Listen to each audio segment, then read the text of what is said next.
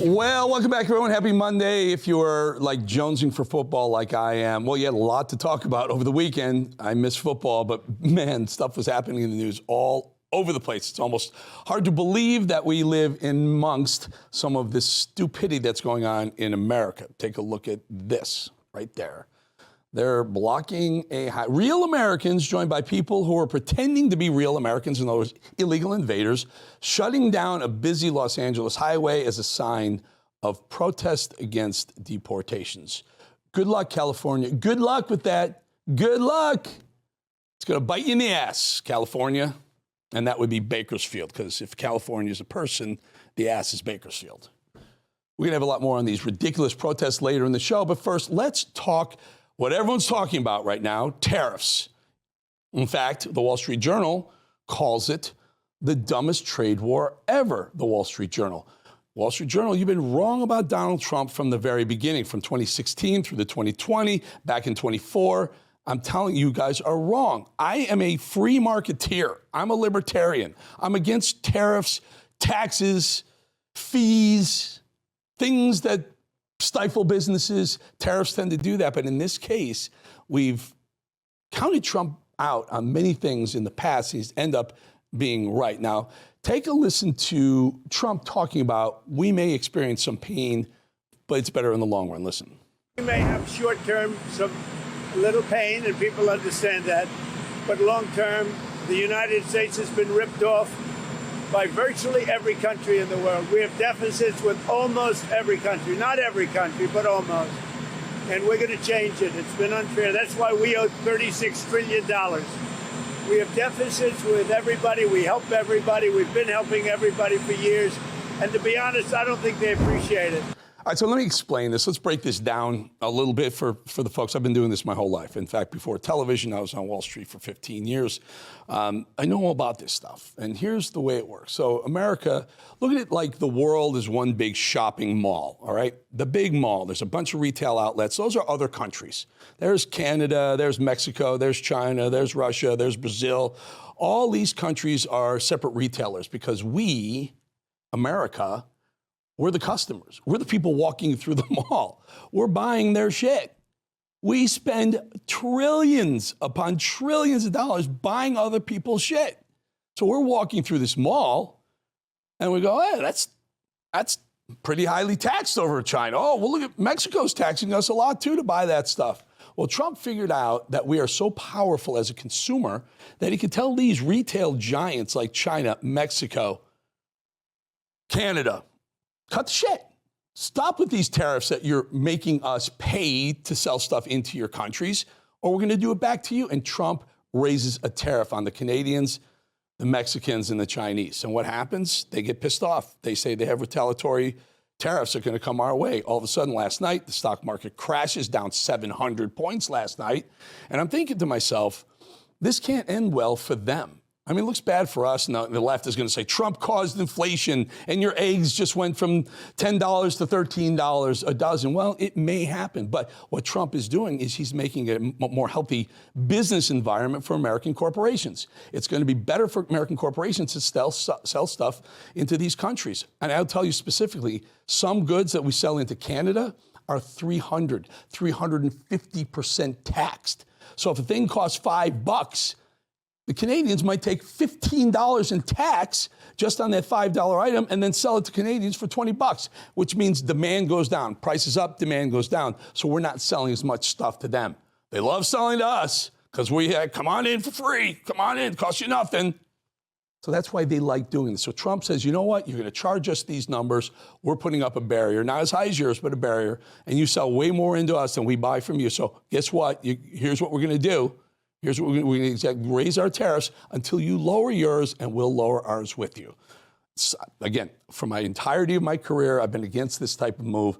But within hours, we have Canadian Prime Minister Trudeau making a call to Trump saying, what can we do?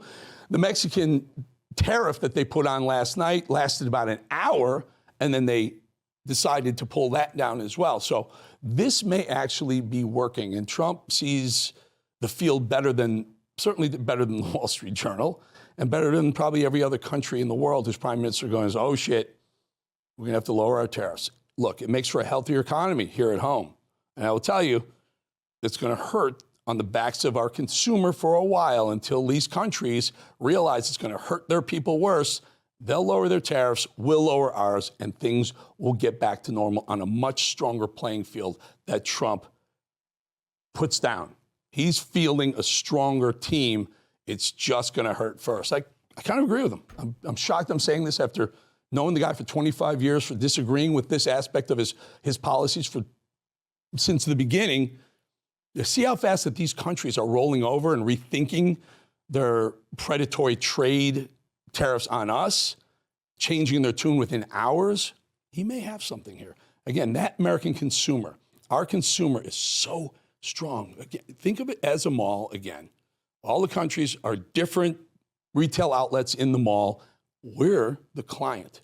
You want to close your door, you want to say, oh, we're not having a sale. We're actually charging more for shit in this store. You got to keep going, right? Listen, it's a gutsy game. And one thing we do know, Trump has got guts. By the way, Trump is going to talk to Trudeau today at 3 p.m. He has a conversation with the Mexican president as well last night. So this is being taped prior to those discussions. We'll see what happens. Tariffs against Mexico paused for a month after Mexican president, as I just said, had a good conversation with Trump last night. Mexico agrees to deploy 10,000 troops to the U.S. border for tariff just part of the deal to pause that tariff. Well, Chucky Schumer wasn't always against tariffs. Watch. Look, I think the president's doing the right thing. China has been taking advantage of us for two decades. They're stealing our intellectual property, which means stealing our good-paying jobs. And I, frankly, am closer on this issue, not on many, but on this issue with President Trump. That was Chuck Schumer who said that about MEC tariffs with China and others in 2018. So in 2018, when Barack Obama was president, he said, well, actually, Trump was president at the time. He liked it then, but now does he not like it? I don't know. We'll have to check it out. Anyway, I know the news cycle has been really, really crazy lately, but the DNC, we talked about them last week, the DNC forum that just took place, I feel like it deserves some more attention. We talked a bunch about how crazy they are. 4 years of losing, getting their ass handed to them. The DNC was out there celebrating what they're doing after getting dismantled during the 2024 presidential election. Democrats have been stuck in an identity crisis, and it's ugly. Here's a little montage from their shit show. Hello, Democrats. Hey, I am speaking, and I would love your attention. There is a black woman at this podium, and I deserve your attention like the 11 people who went before me. Yes, I am speaking. Good evening, Democrats. Look up here. 3 strong black women standing before you. 3 black women who, rather than just grabbing a chair, ran for chair. Te quiero mucho, Papa. Gracias por todo. My name is Artie Blanco, Freddie Blanco's daughter. Vote for me for vice chair. Look at this room, y'all. Truly take it in. This is the Democratic Party. We are our strongest when we stand together. We are in a time in this country when our democracy and our rights are under attack. We're at a time where black and brown people, women, and other minorities are being blamed for everything that's wrong with this country. So let's fight together for a stronger and more inclusive Democratic Party. So obviously diversity in your party matters, but this party, the Democrats, haven't realized that they ran on identity politics. They ran on vote for me because I'm a woman. Vote for me because I'm black or Jamaican. Vote for me because we take care of minorities. It's all bullshit. None of it is true. None of it works. Yeah, you're a woman, you're black, but you suck, and you had no idea how to fix inflation. You had no idea what was going on with foreign policy, Kamala. Joe, you were just dying or dead, half dead, more than half dead by the time the election came around. So this whole identity politics is out. It's diversity, equity, and inclusion. DEI is dead. DOA. Meritocracy matters. American people have spoken. They want people, they don't care what you look like, what gender you are, what color your hair is. They just want you to be smart and successful and steeped in common sense, not bullshit like, hey, look, I'm a black female, vote for me.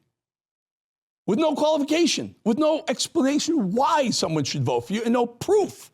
Kamala Harris, I'm a black female, vote for me for president. But Kamala, what are you going to do about inflation? Well, my neighbor has grass. And Kamala, what are you going to do about the crime wave that's sweeping the country? Well, you know, I don't know. And let's be more inclusive. Well, Kamala, the border's wide open. We don't have a border problem. Kamala, you've never been to the border. I've been to the border. No, you haven't. Well, I haven't been to Europe either. She was a brain-dead idiot. Stop with the identity politics. Actually, Democrats keep doing it. Keep doing it, because we're going to continue to smoke you in the next elections coming up. Remember David Hogg? David Hogg was one of the Parkland survivors, the shooting in Parkland, Florida, right down here, about 45 minutes south of here. David Hogg delivered one of the most cringeworthy rants at the DNC election. Take a listen.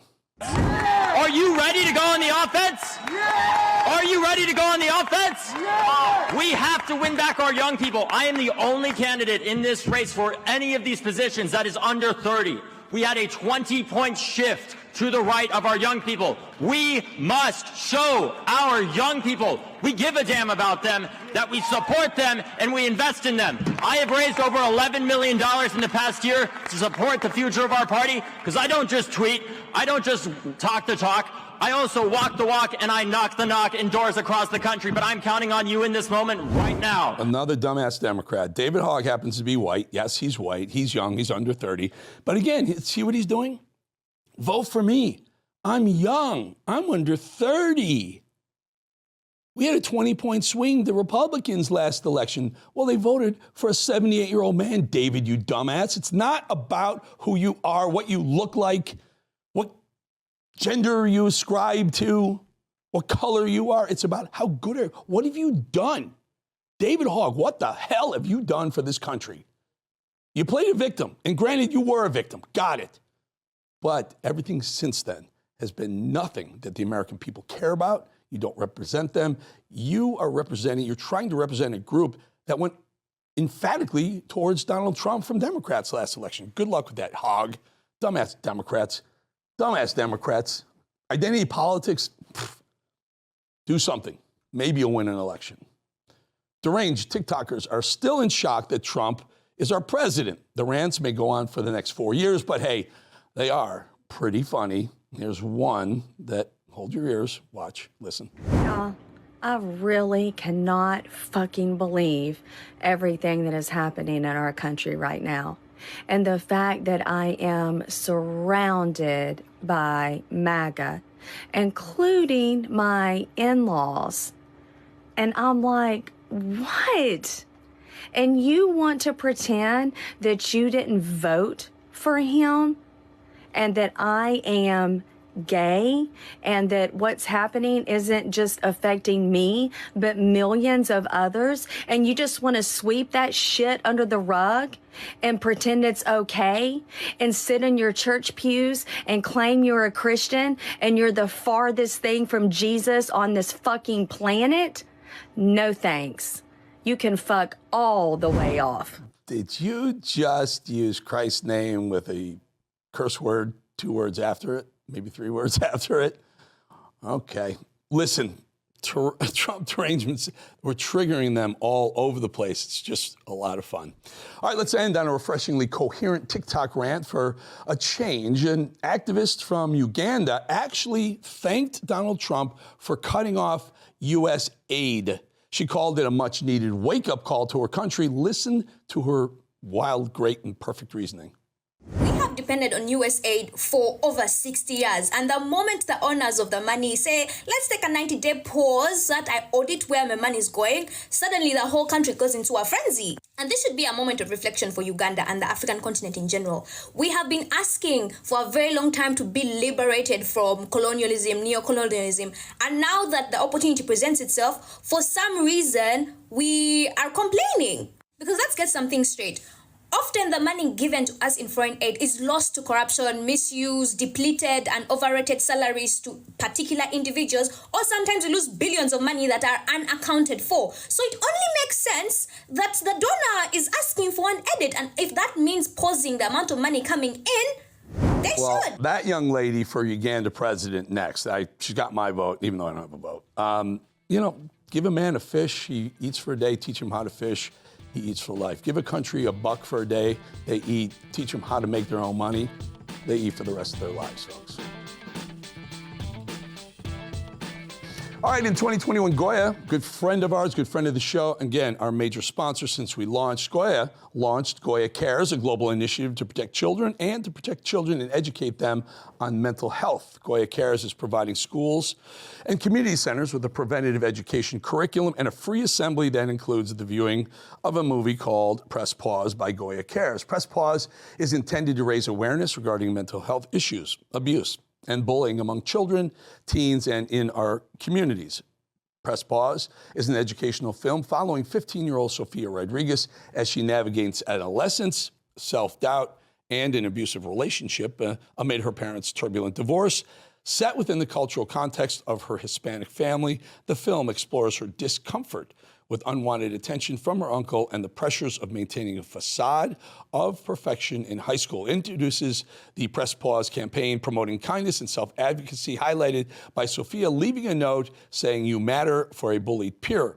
The film encourages open family communication about mental health and culminates in Sophia's transformative realization of her right to seek help through the power of empathy and small acts of kindness. Press Pause displays the importance of being proactive in supporting one's community and underscores the critical importance of self-advocacy.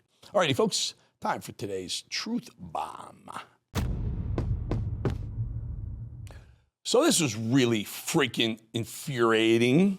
I read this, I saw this. How do you say audit in Ukrainian? Because I think it's audit o'clock.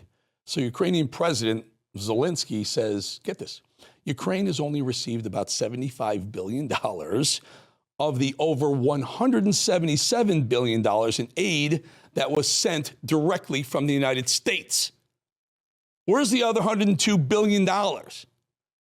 Well, when asked, Zelensky says, I don't know where all this money is. We never received it. Are you freaking kidding me, folks?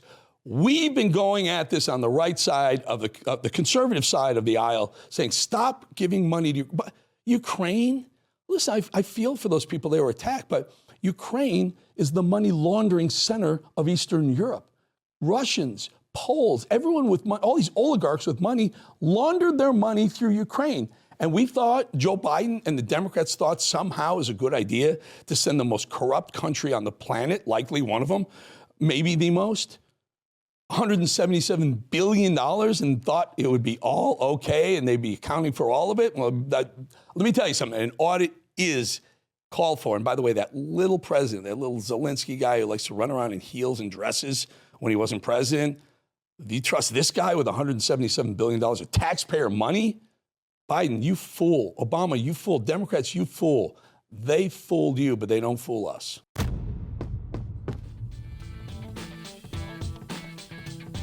Well, as we pointed out earlier, the scenes out of Los Angeles were too unbelievable to behold, and that's saying a lot. Just weeks out of those tragic wildfires, in hindsight, not even talking about the Grammys. Watch this and make it make sense.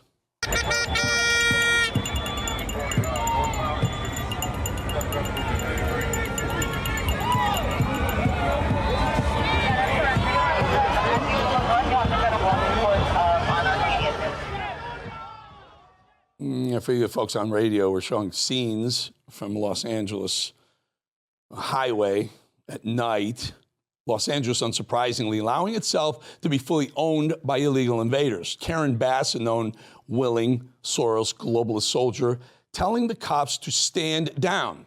Now let's move on over to yet another blue city. Here we are in Atlanta, Georgia. Arriba México a la verga. Arriba Guatemala.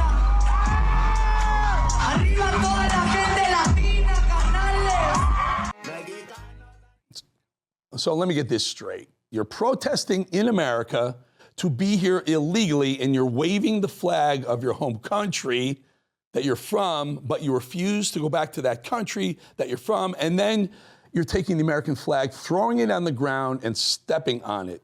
You losers. I think you actually just proved our entire point. You should go home. You don't respect this country so long as it doesn't give you exactly everything you want, meaning free stuff, the freedom to do whatever you please. These people don't give a damn about our laws, our rules, not even our language. certainly not our way of life. They only give a shit about what we can give them. I get that about right. Well, don't let the door hit you on the way out, because that's where you're headed. Except there's one little tiny little problem. California isn't on board, or more specifically, Los Angeles is most certainly not on board. So let's get into it. Que andan diciendo que el lunes 3 de febrero no vayamos a trabajar y que no compremos nada en las tiendas para que sientan el peso que tenemos los latinos. Pues les voy a decir una cosa. So for those on radio, it's a Mexican guy, probably in his late 20s or so. Apparently he's got 1 million followers on TikTok, I guess. But he's talking about he's not gonna go to work because he doesn't think he's going to get enough money. I mean, it's incredible. A guy with 1.1 million followers, illegal. These invaders in the country illegally, organizing a nationwide protest and strike with the hopes of hurting the American economy. Think about that. Don't worry, invader. You've already done that, and then some. And why? Why do these people feel so entitled? Why do they make their way to our borders feeling entitled to a free cell phone, a fancy hotel room, a loaded debit card, and eventually housing? Who's telling them that they can have anything they want once they invade our borders? Why are they so fearless in the face of it all? So arrogant. They're here illegally. Whenever we see an organization of this level, we always focus on the people creating the organization, allowing these people to do these things, paying them to do it, in fact, the chaos and the carnage. They should be held accountable as well. But remember, they're just the stooges. The people in the streets are just the stooges. They're the ones carrying out the mission for those up above. But who is the puppeteer of all this? Who's upholding that mission? Who are the masterminds, the money, the organization behind all this? Because it takes a lot of all that. It takes a lot of money and a lot of organization to put together a major protest. Well, it always comes back to the very, very same culprits.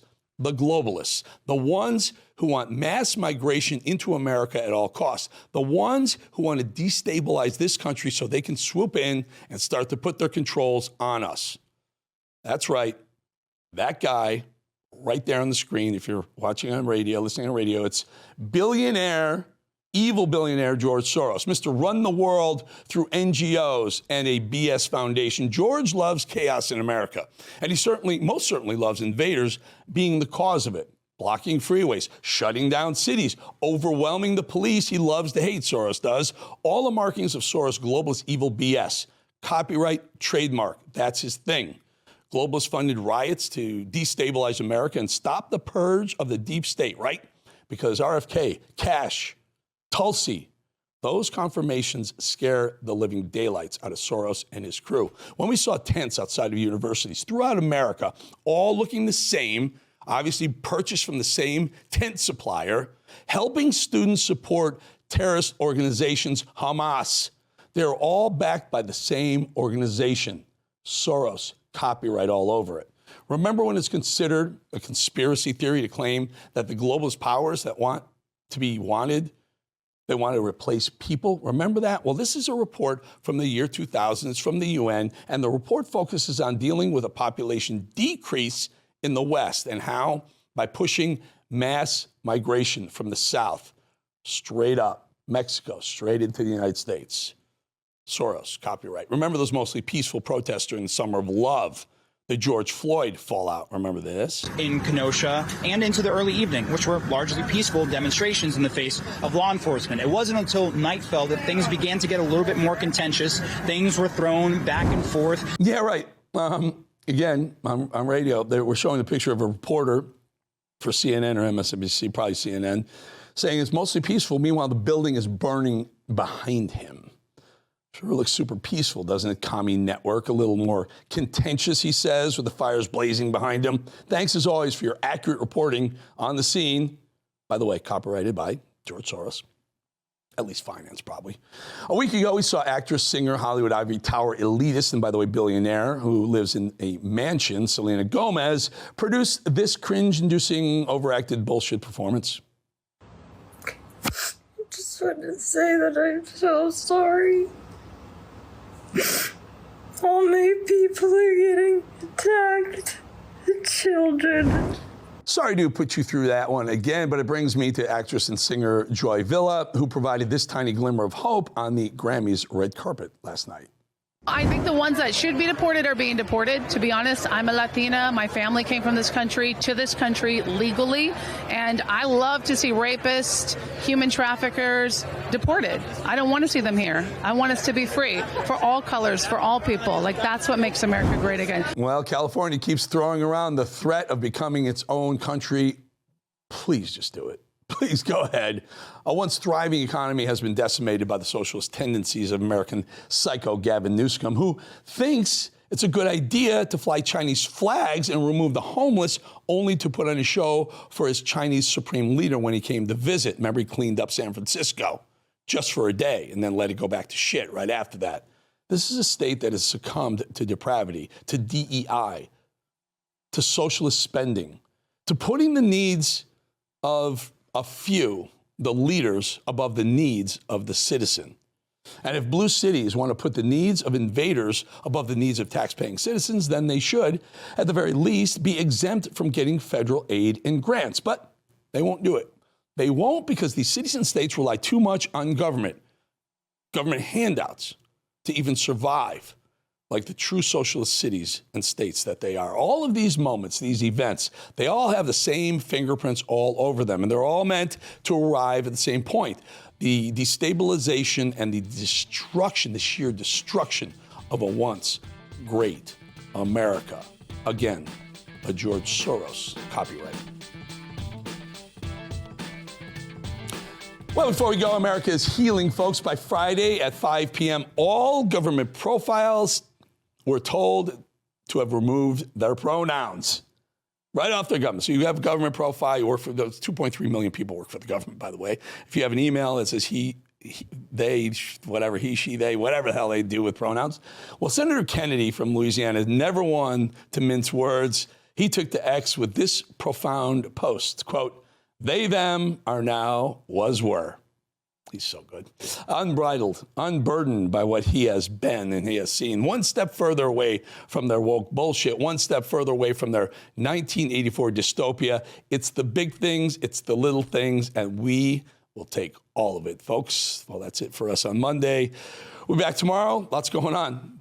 The news is flying. You know, usually in the first 100 days, the first couple of days after the inauguration are busy and there's a lot of news, executive orders canceling other bullshit from the prior president. But with Trump, every day is Christmas, folks. Every day we seem to get a Christmas present out of Trump world. That's it for today. See you tomorrow. Bolling out.